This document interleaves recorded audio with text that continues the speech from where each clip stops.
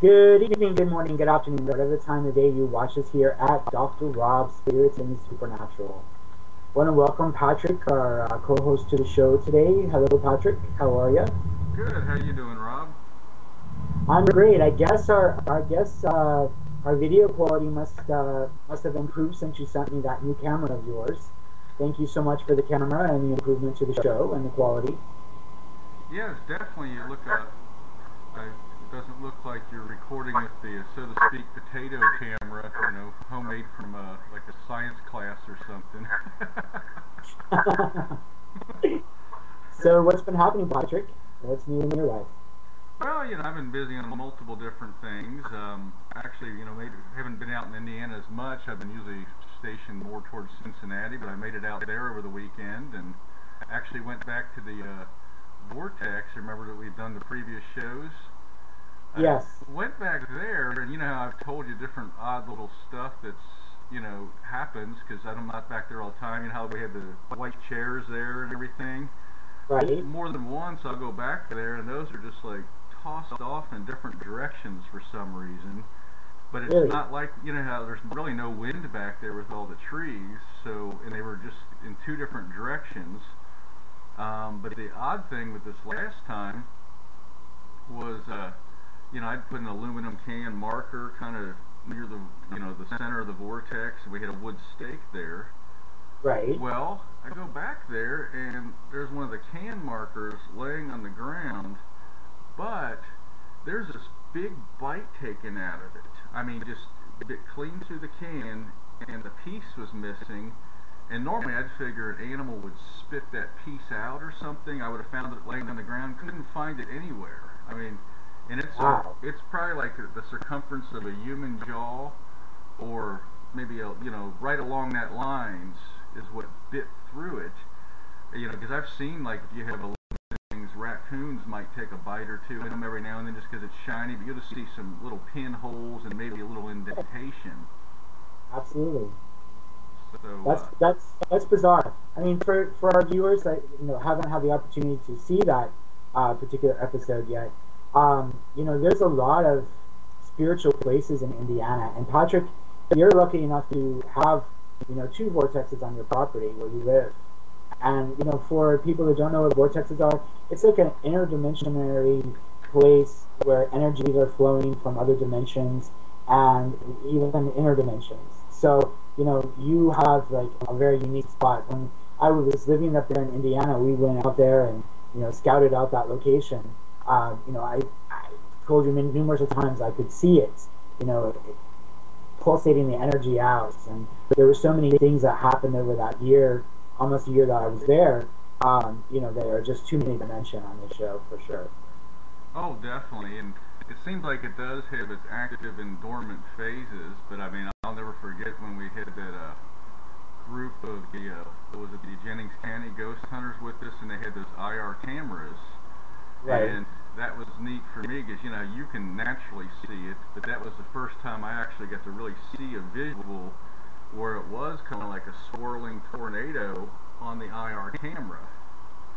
So that was cool. And then when I did some of the higher resolution pictures, when I think my sister and I went back there, you could see a blurring, almost like a tornado type of blur in the pictures, but yet you could see the trees behind it were standing perfectly still, so that that would show that I didn't accidentally just move too quickly inside there. So yeah, it's always kind of an ongoing fascination of study whenever I get time to go back there.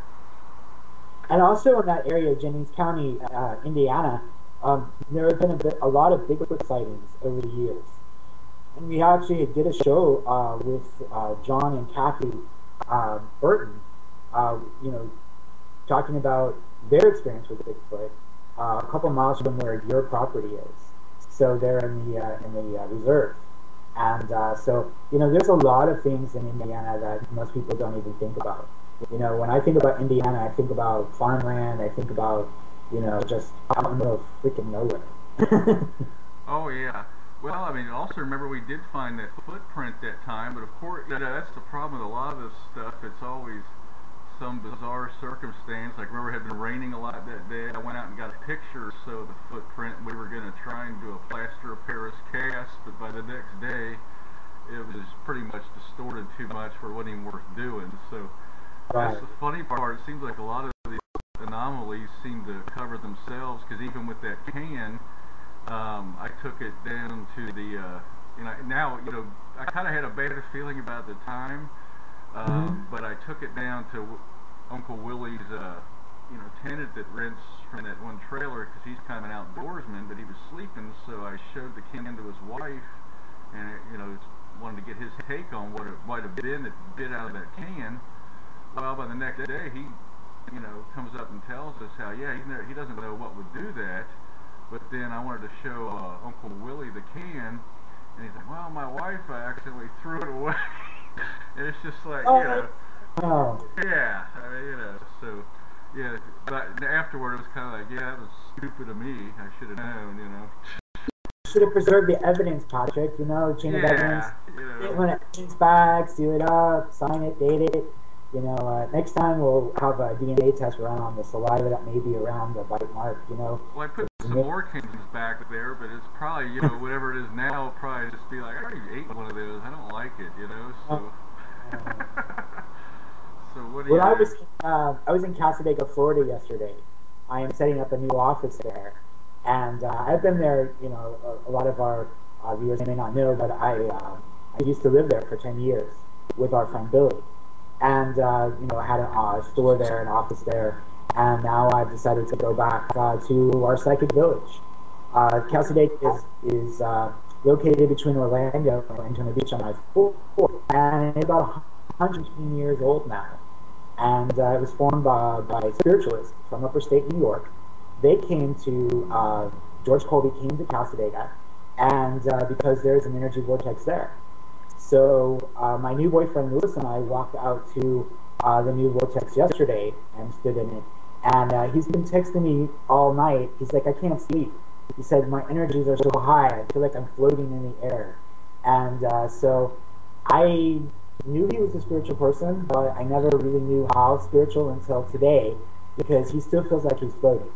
And, anytime that you're in a really close proximity to a vortex, if you're psychic or you have psychic abilities or you have, special gifts, they will become enhanced. And so I just got off the phone with him maybe 10 minutes before we started the show. And, he's still experiencing it. So we're going back this weekend to start the new era of Dr. Robin Casadega. And so I'm going to have to prepare him spiritually in order for him to be able to sleep at night.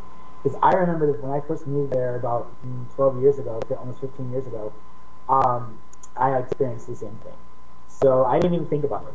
I mean, when you're with somebody, you know that they're spiritual, but yet you don't really know how spiritual until you put them in that environment. So there's a lot of weird things that happened yesterday. A lot of weird things.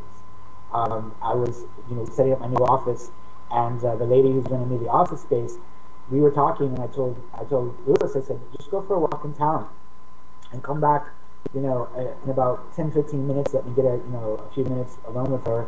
And we talked for about 10 minutes, maybe even longer than that. And I told her, I said, I got to go find Lewis. And I didn't even have to go find him, because he said he was down at the park, which is maybe 6 or 7 blocks from the new location. And he said, I went out there, looked around, he was laying down. All of a sudden, I heard you say in my head, come back. And just at that moment, I was coming out the door to go find him. He's coming walking down the street towards us. So, it was like, we have a connection, obviously, because we're together, but it's never been that strong. And, as far as being able to, hear each other. So it was kind of like a really weird spiritual day all the way around. And then last night, I got a call from a radio show that I help out with every once in a while. It's called It's Your Money. It's on itsyourmoney.com. It's a financial show. They consult me about financial issues and talking to people who've crossed over. Like J. Paul Getty is one of the guests they asked me to speak to. Last time I did the show with them, it was Shirley Temple Black. So they called me, and they're in Casadega. There's a healing spring, allegedly. And back in the 30s, when FDR was president, he asked to have the water sent to him to the White House to see if it could help him with his, with his ailments.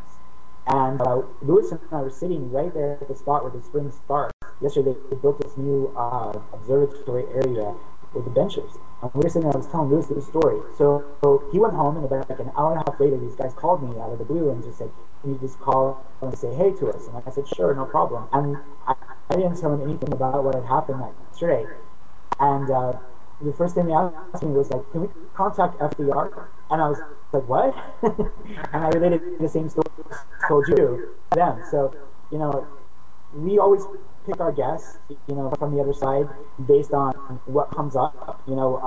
Today's guest, we're going to try to contact John Lennon from the other side. It was funny because the same process that we use, they use as well. And so it was kind of an interesting coincidence that an hour and a half prior to me calling into their show, where I was talking about FDR, and then I call into the show and they're asking me about FDR. Now, I didn't actually do anything with them yesterday because it was just like a couple minute call in, just to say hey. But we'll see what happens in the future for sure. Very cool. Now, while we're on the topic of the vortexes somewhat still, we have this missing plane in Malaysia, and I haven't gotten to see the news today if we've heard any more about it. But one of my first thoughts was almost maybe had they flown in a vortex area, just like, with the Bermuda Triangle, a lot of stuff comes up missing. What's your take on what's going on with this plane? Well, they have found parts of the plane this morning off the coast of China. And it's also been documented that the plane flew for several hours after disappearing. So I don't really think that it's necessarily. I mean, I'm not discounting the fact that it could be some kind of interdimensionary travel, but that put them off course, and then of course they run out of fuel and then they crash. But I don't really know what to say about that. Okay. Yeah, well, I was just a little curious. I mean, I thought it still could fit with the hijacking or who knows what else. But yeah, that was kind of a few years back. What's that? A few years back, our friend Billy is Patrick's best friend for like 30-some plus years. They've known each other since the first grade. School, yeah. So exactly. We have that mutual friend in common. And he and I were driving down in South Florida in the Bermuda Triangle area in Homestead, where it starts. And we were on our way to Key West for a weekend. And we were coming back, and there's a road that you can take there in Homestead, either to go to the highway or to go straight through the swamps to get back to where we lived in Miami. And we started down that road that leads you through the swamps, and it was just getting to be dark. And I had this overwhelming feeling that we shouldn't go there. And we went like 20 miles on this road, Patrick. And it kept getting more intense, to the point where I was almost crying. I told him, I said, look, we can't go any further. I know we just drove 20 plus miles through this area, but we got to turn around right now and go back to the main road. And he listened to me, and we turned around and we went back to the main road, and it took us another half hour to get back. But it's a true phenomenon. Let's just put it that way. I felt it firsthand. I'd always believed in it because I've been reading about this stuff since I was like 5 years old. And I'm going to be 44 next Saturday. And so it's been a long time that I've been studying this field. And so I think that people may discount the Bermuda Triangle or these energy vortexes or these kind of things, but they're true. They're real. And I've experienced it, you've experienced it, a lot of our guests have experienced it, and this is kind of what this show is about getting other people's point of view on spiritual matters, whether it be supernatural or the spiritual world. Like, we've really been focusing the last season and a half on contacting those who crossed over, but we also have a lot of shows from our archives of Bigfoot experiences, alien encounters. I've tried to really, over the past couple of years, since we started this show on Blog Talk Radio, to kind of incorporate all the supernatural, not just, the spiritual on the other side. So, I encourage our listeners and our viewers, actually, to, have that opportunity to go back into our archives and kind of look for, where they fit in, for sure. Yeah, absolutely. I mean, a lot of it we found that it seemed, of course, it all is connected in the big scheme of things, but all the little pieces, no matter what direction we used to check into one thing, would always seem to lead back to something else. So it is a very circular type of motion it seems to flow in. Absolutely, absolutely. So, Well, go ahead, Patrick.